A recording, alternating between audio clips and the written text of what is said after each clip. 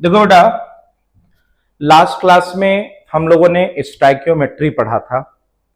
Stoichiometry में जो आप लोगों ने रिएक्शन बेस्ड क्वेश्चन देखे थे, रिएक्शन बेस्ड क्वेश्चन में बेटा आपने देखा कि आपको मैं एक सिंगल डाटा देता था और उस डाटा से आप बाकी सारे डाटा कैलकुलेट करते थे।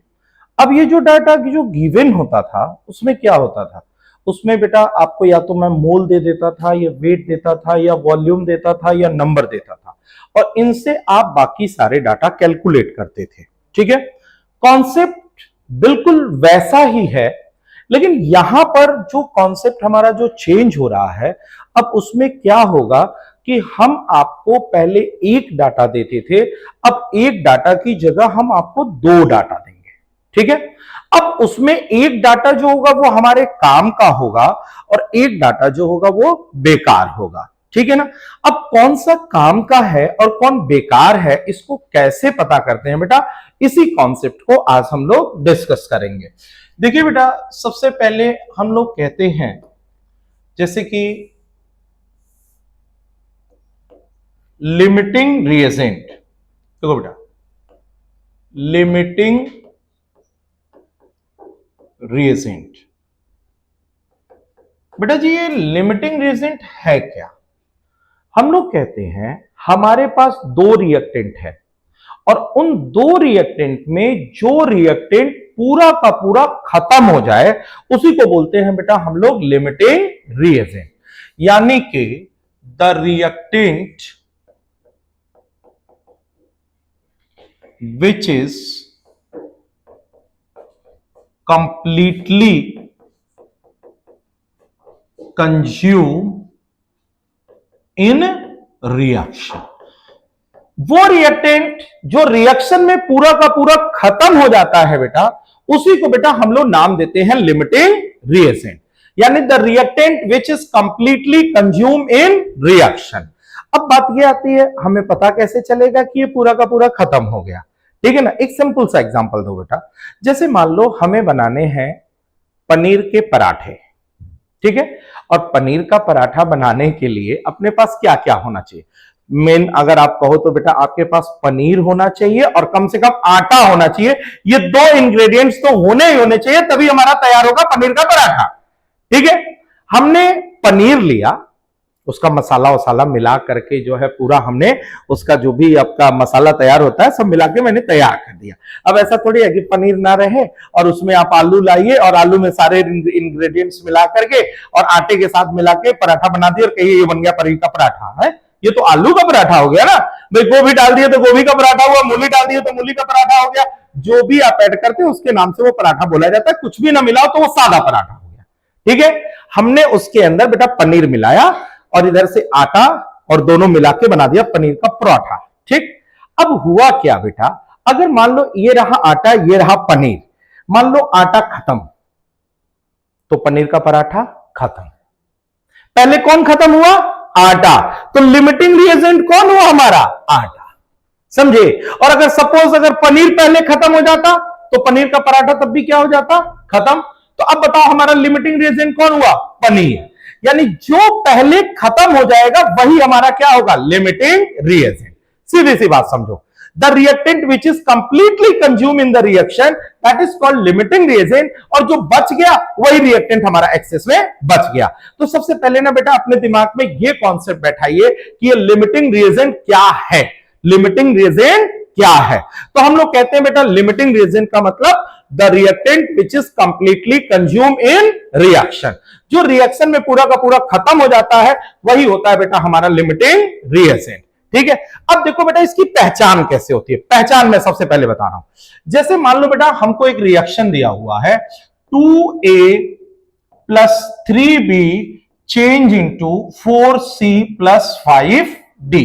बेटा ये एक रिएक्शन है और ये रिएक्शन हमारी कंप्लीटली बैलेंस रिएक्शन है। ये रिएक्शन कैसी है बेटा? बैलेंस। और बैलेंस रिएक्शन के जो मोल होते हैं ना उसी को बोलते हैं हम स्टाइकियोमेट्री। क्या कहते हैं बेटा? स्टाइकियोमेट्री। स्टाइकियोमेट्री का मतलब होता है बैलेंस रिएक्शन के moles. Moles of balance reaction, जो हमारे बैलेंस रिएक्शन के मोल होते हैं बेटा उसी को हम लोग कहते हैं स्टाइकियोमेट्री। स्टाइक्योमेट्री, ठीक है ना। अब हम आपसे पूछे बेटा ए की स्टाइक्योमेट्री कितनी है, तो आप क्या बोलोगे 2, बी की स्टाइक्योमेट्री कितनी है 3, सी की स्टाइक्योमेट्री 4 और डी की स्टाइक्योमेट्री कितनी हो गई बेटा 5। यानी ये जो बैलेंस रिएक्शन के मोल हुए बेटा यही हमारी क्या है स्टाइक्योमेट्री। अब मैंने क्या हुआ, मैं सिर्फ आपको इसके मोल देता 4 मोल। किसके मोल दिया बेटा 4 मोल, ठीक है। और यहां पर मैं इसका मोल दे दिया 6 मोल, 6 मोल ना लो, इसका मैंने दे दिया 9 मोल आपको। इसका कितना दिया बेटा 9 मोल, ठीक है। अगर देखो अब यहां पर 2 डाटा दिया कि नहीं दिया, इसके पहले बेटा अगर मैं आपको ऐसे देता, ठीक, मैं बोलूं बेटा ये 4 मोल है, अब बताओ कितने बी बनेंगे, कितने सी बनेंगे, कितने डी बनेंगे। तो इस तरह के क्वेश्चन तो आपको मैं करवाया था ना। अब क्या करते थे, आप ऐसे लिखते थे mole of A upon stoichiometry, फिर आप क्या लिखते थे बेटा यहां पर मोल ऑफ बी अपॉन क्या लिखते थे स्टाइक्योमेट्री, फिर आप यहां पे लिखते थे बेटा mole of C upon stoichiometry, फिर यहां पर लिखते थे बेटा mole of D upon stoichiometry, ऐसे लिखते थे। और इनमें से एक कोई मोल मुझे देना था, मैं ऑलरेडी आपको कितना दे दिया 4, तो ये हो गया बेटा 4/2 and this is the number of mole of B upon 3, this is the number of mole of C upon 4, this is the number of mole of D upon 5। अब हम आपसे पूछे बेटा B के कितने मोल हैं, तो बोलो 4 या 2, 2 3 जा 6, number of mole of B कितना हो जाएगा 6, number of mole of C कितना हो जाएगा 8, number of mole of D कितना हो जाएगा 10, कितना हो जाएगा बेटा 10, 5 2 जा 10, 4 2 जा 8, 3 2 जा 6। बोलो बेटा सबके मोल आपने निकाले कि नहीं निकाले, निकाल लिए, ये काम तो आप करते आ रहे हो। लेकिन अब मैंने क्वेश्चन को क्या किया चेंज किया, अब मैंने क्वेश्चन को क्या किया बेटा चेंज, और क्वेश्चन को मैंने क्या चेंज किया देखिए। अब जो रिएक्शन हमने लिखा था यहां पर हमने लिखा जैसे 2A 3B change into 4C plus 5D, ठीक है। हमने आपको दे दिया बेटा इसको ऐसे कुछ दे दिया 8 मोल, सपोज ये मैंने आपको 8 मोल दे दिया, ठीक है, ये 8 मोल हो गया, और ये मैंने आपको दे दिया 9 मोल, ठीक। अब बताओ बेटा टोटल डाटा कितने हो गए 2, डाटा कितने हुए बेटा 2 डाटा हो गए।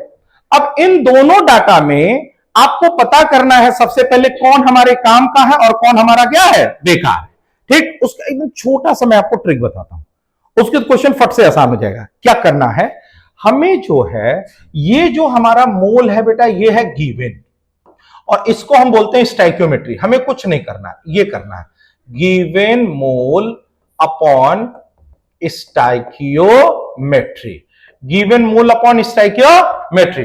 बोलो बेटा इसका गिवन मोल कितना है 8, स्टाइक्योमेट्री कितना है 2, बोलो इसका गिवन मोल कितना है 9, स्टाइक्योमेट्री कितना है 3, बोलो 8/2 करोगे तो कितना आएगा 4, और 9/3 करोगे तो कितना आएगा 3, बोलो 4 बड़ा है कि 3, 4 है, हमको बोला 3 है, इतना मैथ तुम लोग का स्ट्रॉन्ग हो गया है।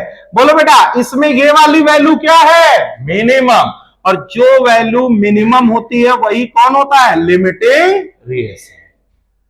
खत्म, क्वेश्चन खत्म हो गया।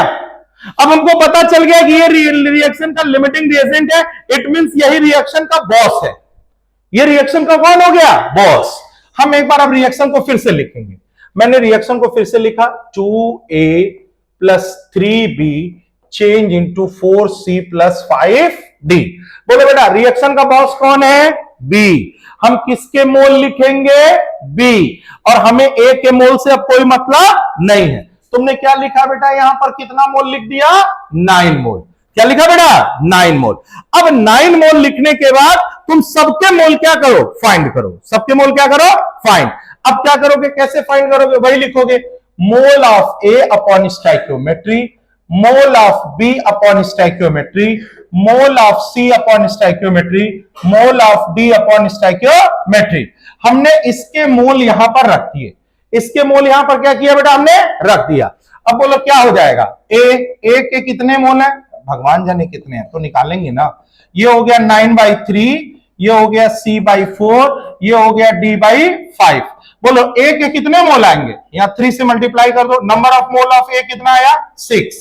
Number of mole of C कितना आया? 12। Number of mole of D कितना आया? 15। बोलो बेटा सारे मोल निकल गए कि नहीं निकले? बोलो भाई। अरे बेटा इस रिएक्शन से एक वैल्यू अगर पता चल गई तो A, C और D की वैल्यू निकाल लोगे कि नहीं निकाल लोगे? निकल जाएगा। बोलो बेटा। अब एक बात बताओ, तुमको A के कितने मोल मिले हैं? 6। और मैंने कितने मोल दे रखे थे? 8। कितने दे थे? 8। और रिएक्ट कितना किया? 6। तो साफ साफ दिख रहा है कितना बच गया? 2। कितना बचा बेटा? 2। तुम ऐसे बोलोगे कि given mole of A is 8 and the reacted mole is 6 and the left mole is 8 minus 6 equal to क्या हुआ? 2। बोलो बेटा इसका मतलब ये जो मैंने ट्रिक बताया है वो ट्रिक 100% क्या है? सही है। अब फिर से सुनो मैंने किया क्या। बेटा लिमिटिंग रिएजेंट का कॉन्सेप्ट हम लोग कब लगा रहे हैं? लिमिटिंग रिएजेंट का कॉन्सेप्ट तब लगाया जाएगा जब हमारे पास डाटा 2 हो या 2 से क्या हो? ज्यादा। 2 हो या 2 से क्या हो बेटा? ज्यादा। अगर हमारे पास जो डाटा गिवन है वो 2 है या 2 से ज्यादा है तब हम लोग कॉन्सेप्ट किसका लगाएंगे? Limiting reagent. पहले बताइए रिएक्शन हमारी क्या होनी चाहिए? बैलेंस। रिएक्शन क्या होनी चाहिए? Balance. This reaction is balance and this is stoichiometry. आपने क्या किया? Given upon stoichiometry. Given upon stoichiometry करने पर the value which is minimum that is the limiting reagent and that is the boss of reaction. यही reaction का क्या है? Boss. हमने सिर्फ किसके मोल लिखे हैं? बी के। और अब बी के मोल से मैंने सबके मोल क्या कर दिए? फाइंड कर लिए। Getting concept? चलो अब इसके बाद देखो बेटा, जैसे मान लो मैं एक क्वेश्चन लेता हूं, छोटे छोटे क्वेश्चन उठाते हैं हम लोग और फटाफट इस पे देखेंगे। जैसे मान लो बेटा मैंने एक रिएक्शन लिखा N2 plus 3H2 change into 2NH3। मैंने आपको इसका दिया बेटा 3 मोल और इसको दे दिया बेटा मैंने 4 मोल। ठीक है। और मैंने सिंपल सा क्वेश्चन बोला कि which one is limiting reagent and which one is left. कौन बच रहा है और कौन खत्म हो जा रहा है। आपको यही बताना बेटा कि कौन बचा हुआ है और कौन क्या हो जा रहा है? खत्म। एक बात बताओ, तुम तुरंत क्या करोगे? बस फॉर्मूला लगाओगे गिवन अपॉन स्टोइकियोमेट्री। लगाओगे ना बेटा गिवन अपॉन स्टोइकियोमेट्री। बोलो बेटा यहां पर गिवन कितना है? 3, स्टोइकियोमेट्री 1। बोलो गिवन कितना है? 4, स्टोइकियोमेट्री 3। ये वैल्यू कितना आया? 3 और ये 1 पॉइंट क्या आएगा? समथिंग आएगा। बोलो बेटा this value is minimum, it means this is limiting reagent. ठीक है, ये पता चल गया तुमको लिमिटिंग रिएजेंट कौन है? बोलो। अब जैसे तुमको लिमिटिंग रिएजेंट पता चल जाए ना, एक बार रिएक्शन को अपने मन से लिख लेते हैं। एक बार रिएक्शन को क्या करो? अपने मन से लिखो। एक बार रिएक्शन को बेटा अगर अपने मन से तुमको लिखना है तो मैंने ऐसे लिखा N2 plus 3H2 change into 2NH3। हमने बेटा सिर्फ इसका मोल लिखा। किसका मोल लिखा? 4 का। सिर्फ मैंने इसका 4 का मोल लिखा क्योंकि यही कौन है? Limiting reagent. अब बताओ बेटा तुम क्या लगाओगे? Formula number of mole of N2 upon stoichiometry, number of mole of H2 upon stoichiometry, number of mole of NH3 upon stoichiometry.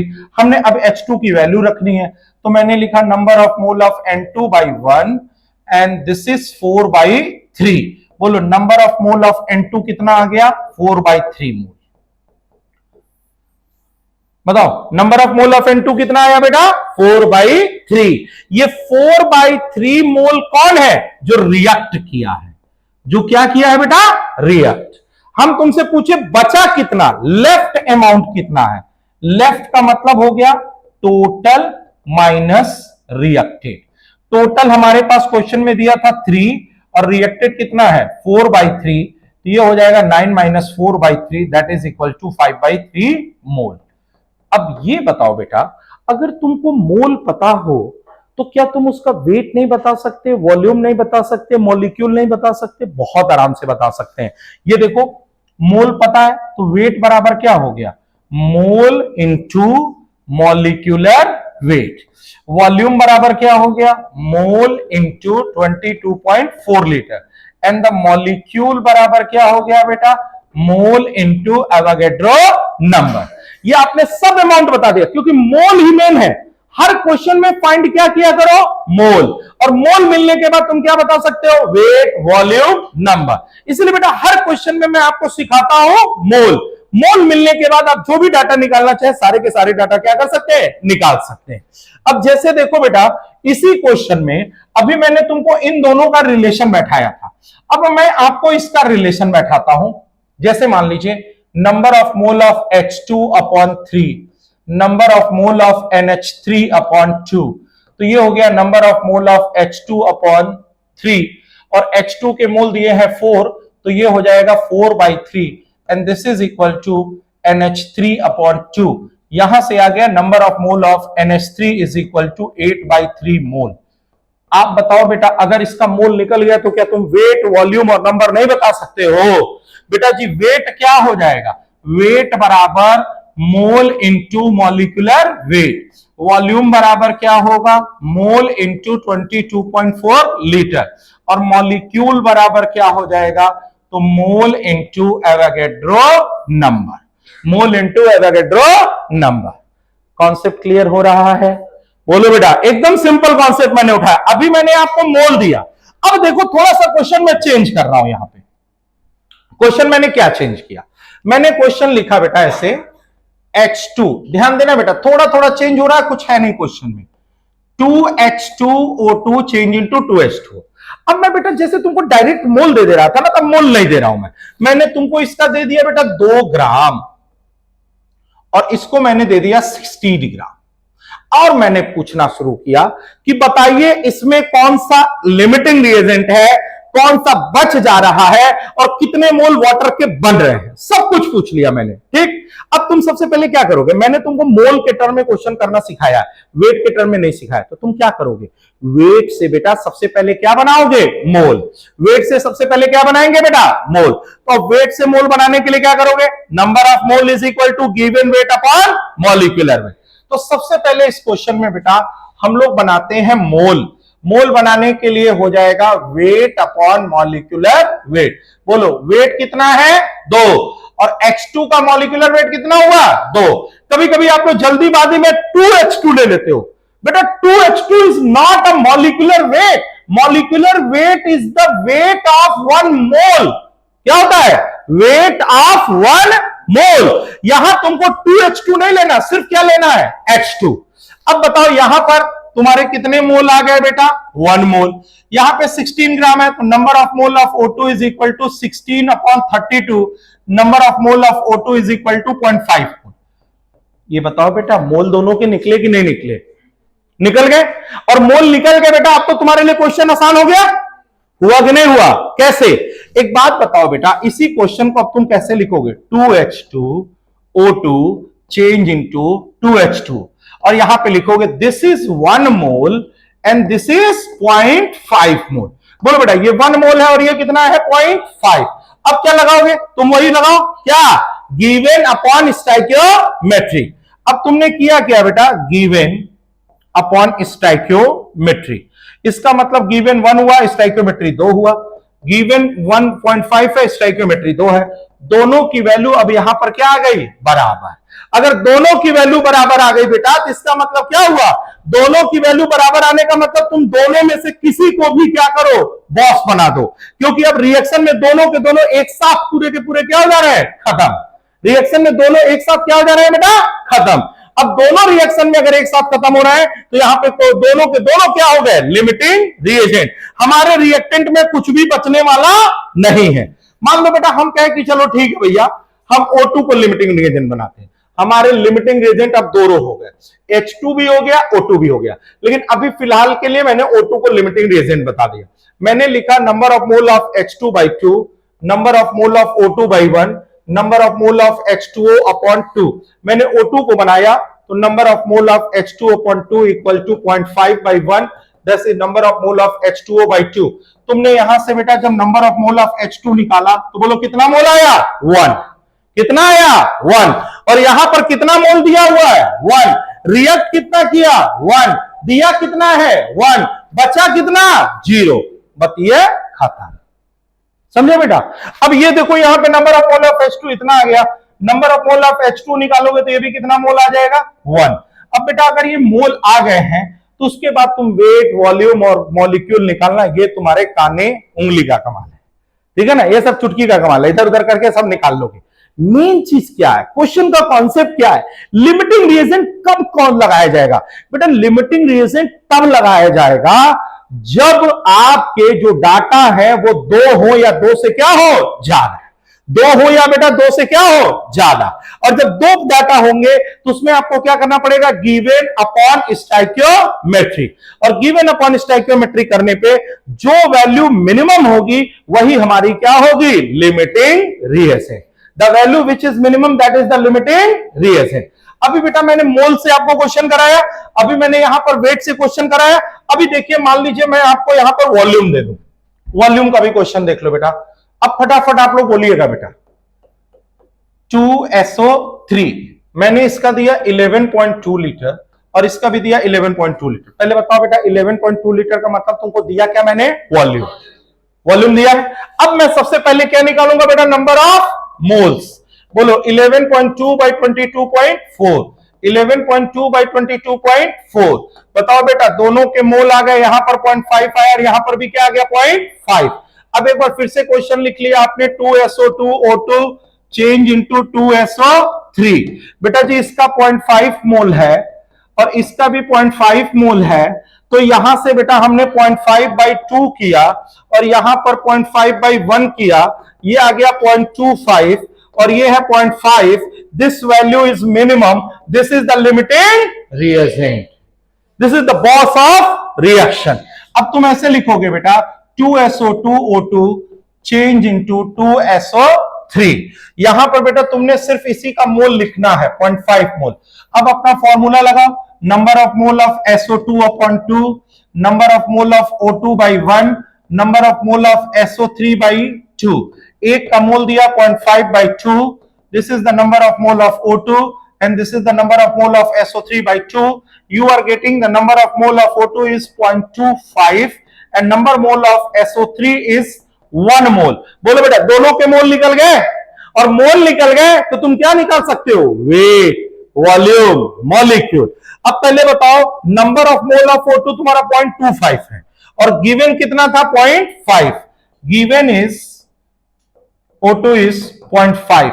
अब मैं पूछूं लेफ्ट कितना बचा, तो 0.5 minus 0.25 equal to 0.25 mole of, कौन सा है, मोल ऑफ क्या है, SO2। SO2 है ना बेटा, क्योंकि O2 तुम्हारा क्या, सॉरी कौन हुआ है, सॉरी O2 ही है, ठीक है, कौन है बेटा, O2, क्योंकि SO2 तो तुम्हारा कौन हो गया, लिमिटिंग रिएजेंट। बेटा ऐसे देखो ना, O2 के कुल कितने मोल है 0.5 और रिएक्ट कितना किया है 0.25, तो बचा कितना 0.25, ठीक है ना। तो बेटा देखो कॉन्सेप्ट कुछ नहीं था, कॉन्सेप्ट बिल्कुल सिंपल था। हम आपको अब क्या कर रहे थे, एक से ज्यादा डाटा देते थे। कितना डाटा देते थे बेटा, एक से ज्यादा।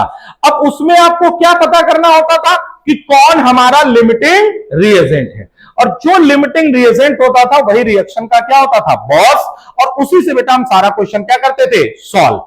अब जैसे कोई जरूरी नहीं है बेटा कि हम आपको वॉल्यूम ही दे, वेट ही दे, मॉलिक्यूल दे, हम कुछ भी दे सकते हैं, हम कुछ भी दे। आप उसमें सबसे पहले क्या फाइंड करोगे, नंबर ऑफ मोल्स। जैसे देखो बेटा एक क्वेश्चन यहां पे मैं उठा देता हूं, N2 + 3H2 change into 2NH3। मैंने आपको इसका दिया बेटा 28 ग्राम और यहां पर दे दिया 22.4 लीटर। अब बताओ बेटा, अब मैंने दोनों वेट दिया क्या आपको, नहीं। मैंने दोनों वॉल्यूम दिया क्या, नहीं। एक वेट है और एक क्या है, वॉल्यूम। तो दिक्कत क्या है, सबसे पहले आप क्या फाइंड करिए, मोल्स। बेटा अगर इसका तुम मोल निकालोगे तो ये हो जाएगा वेट अपॉन मॉलिक्यूलर वेट, आ गया 1 मोल, और इसका मोल निकालोगे तो volume upon 22.4, 22.4 by 22.4 that is equal to 1 मोल।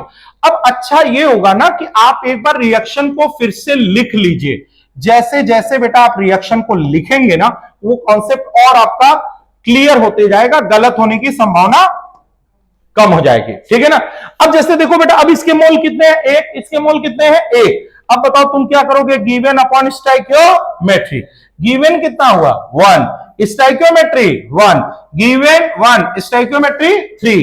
बोलो ये वैल्यू क्या आ गई? मिनिमम। मिनिमम आ गई तो ये हमारा क्या हो गया? लिमिटिंग रिएजेंट हो गया। Limiting reagent. अब क्या करोगे?